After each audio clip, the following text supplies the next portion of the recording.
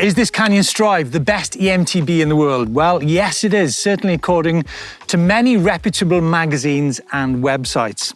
It's also the reigning e-Enduro World Cup Series champion with Fabian Burrell behind the bar. Except that Flo Espiniera is also the reigning champion on the All-Bear Wild, and so too Natalie Schneider on her Trek Rail in the cross-country series. The thing is, it seems that 160, 170mm bikes do take favour winning these tests, as does my white E160, which has the tag of Best Full Power eMTB. The thing with all this is I'd say two things. The first thing is, what type of rider are you? Are you the rider who does 2 hours in turbo, or are you the kind of rider who does an all-day slog in eco? Because that's going to affect the tag of Best eMTB. And the other thing is that, does riding the most expensive eMTB, which many of these tests are judged on, give you a better experience? Will you enjoy that more than riding a bike with less dials? Well, let's have a look. Now, the first thing to ponder is how much travel has the best eMTB in the world got? Now, I'd liken suspension travel to alcohol percentages. Now, 140ml is 4.5%. It's pretty good, it does it all, and you can go back for more. Pretty carefree. 160mm on the other hand, that's a bit like 5.6%. You need to know what you're doing. 7 to 8% is a bit like 170 to 180mm travel. You don't really need to do that, do you? It's a bit naughty. And can you handle it? How many of those are you going to deal with? Okay, 7 to 8% alcohol content. I guess there is a danger of you becoming a bit of a passenger with that stuff. Right, let's focus on this now. Right, best on test, best e-mountain bike. I think brands are definitely suckers for those kind of reviews because, let's face it, they actually win tests, and why not? What's interesting is that those tests are normally won by all-rounders. So 160, 170mm travel. So the thing is, we probably had an all-round mountain bike 40 years ago because that's all we need. So my question is, do we no longer need cross-country, trail, enduro, downhill, marathon? Is the best eMTB simply a great all-rounder? Great motor, 160mm travel, job done. Now, the great thing about e-mountain bikes is that they're actually good at going up as well as down. If you think about an MTB, well, a downhill bike is no good at going up, and a cross-country bike is not really very good at going down. So what we need then for this best eMTB in the world is, do we actually need an all-rounder, something that you can ride like a Land Rover? The problem is this bike has actually been designed around the fastest rider in the world. This is a bike which deserves and demands a healthy amount of disrespect. A rider that can actually make it sweat, that can make it bleed. So yes, you can actually ride this 160, 170mm bike like a Land Rover, but actually it needs to be ridden like a WRC car. I think what I'm angling at here is, do we need to be questioning that sort of that 6% brew? Should we be looking at more of a 4.5% mountain bike to win the best eMTB in the world tag? Now, I actually genuinely think that we're all in a position to define what is the best eMTB. And I'm actually just going to talk around a few points which you guys should maybe think about before choosing that bike. I mean, think about it this way. I'm not joking about the alcohol thing. If you walked into a pub and you said to the landlord or landlady, "Can I have a pint of your finest beer, please?" They'd probably look at you daft. Same as if you say, "Can I have your finest whiskey?" And I mean, what's in that pub is literally a tiny percentage of what's available on the market. It's a bit like eMTB tests. What the testers test is a fraction of what's out there. I mean, even this bike, it comes in 3 different models. I actually think that the middle version of this bike is better for me because it's a little bit softer. So let's have a look at the things to consider. Oh, by the way, the Canyon Strive, the white E160, the All-Bear Wild and the Trek Rail, the bikes we've spoken about so far, all amazing bikes. Going back to the testers, now this is a quote I really like. They say, "the best in their comparison and potentially the best for you." Now, I really like that honesty of that particular tester. Went to mess it up though by saying it happened to be the only bike on test with robust tyres. That's a shame. Elsewhere, I hear such things as intuitive and predictable. I mean, what does that actually mean? Oh, and then this one from another tester who's talking about the Canyon Strive. Technical climbs without breaking a sweat. I mean, really? Have you been to see a power stage? They're sweating. So what's at the top of the list of the best eMTB in the world tag? Well, I certainly think that reliability, warranty, service backup and value for money, right? Why are these things rarely discussed on tests? Why do five-figure bikes win tests? Is there a performance advantage over a bike, say, half that price? And if so, what are they? Right, okay, look, people want answers, right? I know many of you were incredibly disappointed with the video we did recently of what is the best e-mounted bike motor, only for my good friend Pete at the eBike Motor Centre to say the best e-bike motor is actually one that you can repair. And you know what? I'm going to make that my sitting on the fence moment because I genuinely think there is work to be done with the reliability of e-mounted bike motors. Hey everyone, I don't know whether the editor's going to use this or not, but this is my on the fence moment.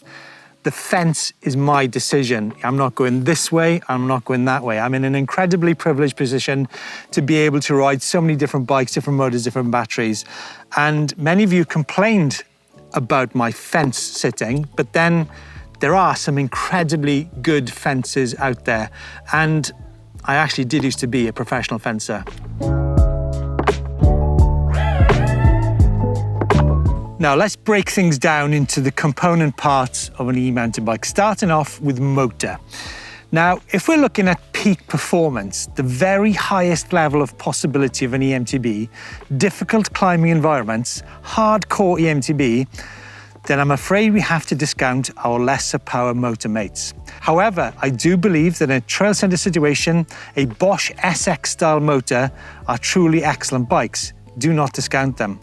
However, if you want performance instead, speed even, well, I can tell you the fastest motors in the world are the Rocky Mountain, the Bafang M560, Polini EP3 MX, and the Bosch CX Race. Except that isn't necessarily true, is it? After all, Ryan Gilchrist has been winning the tough power stages at World Cups on the Shimano EP801. And Shimano have openly said that a race motor tech will be available to the public quite soon. Right, next section is suspension. Bear in mind we're talking the suspension components and also the suspension design as well. When it comes down to the forks and shocks, I'm going to wait for the backlash here. I believe that 99% of riders will be just as fast on less complicated forks and shocks. Or should I say that they'll be just as comfortable and in control. Like I said, good suspension design is equally important. There's loads of very bright ideas out there which don't seem to work.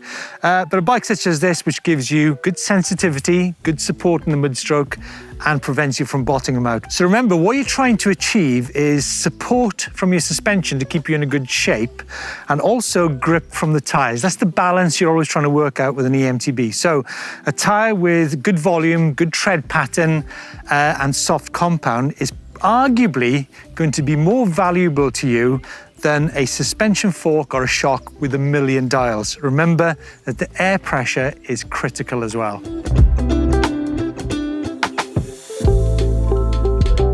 Bike size. The best eMTB in the world is one that fits you. It's as simple as that. The problem is that all the different bike brands are telling you different things. Now, fortunately, fit is something you could change, but size you cannot. So, fit, such things as your seat position, forwards and aft, your handlebar width and height, and your stem length as well. So by changing those things, you can actually get good stability on your e-mountain bike, which also contributes to that best e-mountain bike in the world tag. Weight. I think weight is monumentally overrated. Look, it's got a motor. Uphill capability is going to be dictated more about you, your weight and your skill and your ability to look at line choice than will the motor. So I think weight, as long as you're in between, say, 18 and 26 kilos, I think we're good.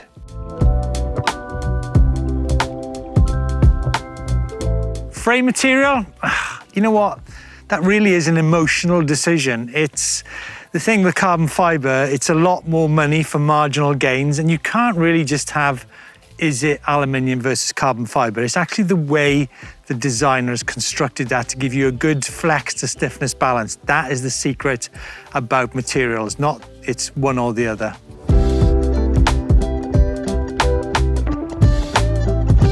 Best e-mountain bike in the world, must surely have some good stats about it.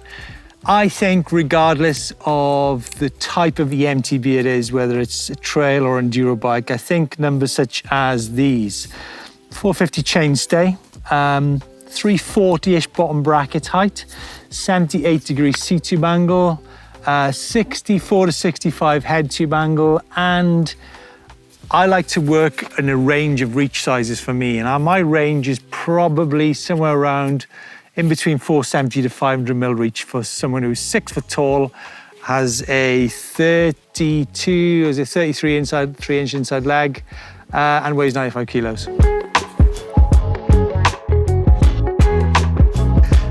Right, I'm probably going to be torn apart from this comment. I reckon there's too many product managers who believe that they are creating the best eMTB by fitting the highest priced parts to what they think is their flagship bike. I don't think that's true.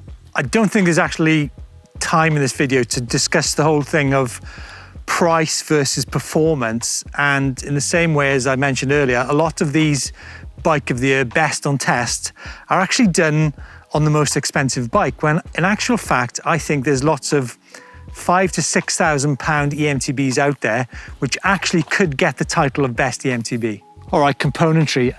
Marginal gains, guys, just marginal gains here. Lots of these expensive parts aren't going to make that much difference to most of us. I mean, such things as brakes, 4-pop brakes, 200, 220 mil rotors, boom, they do the job. Cranks, aluminium crank, 155 to 170. There's not a huge amount of difference in it.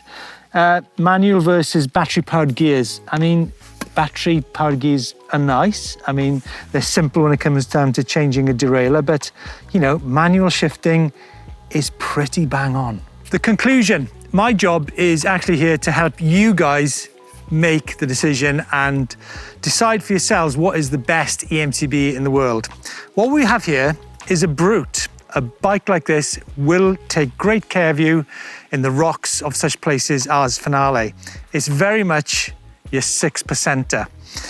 However, I think if you're riding a trail center environment or single track, a bike such as, and we are using Canyon as one example brand here, a bike such as the Neuron Fly, Bosch SX motor, less torque, 140 mil travel, 29-inch wheels, 19 kilos, 400 watt-hour battery.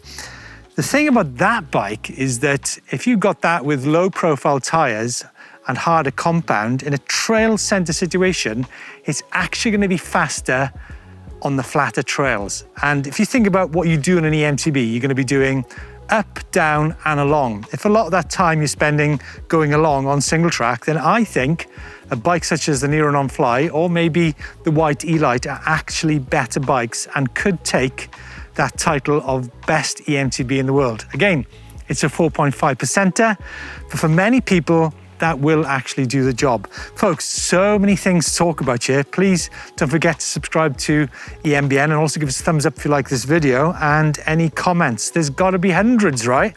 I mean, what is the best eMTB in the world? I think there's not enough testers riding enough eMTBs to give a definitive answer. See you next time.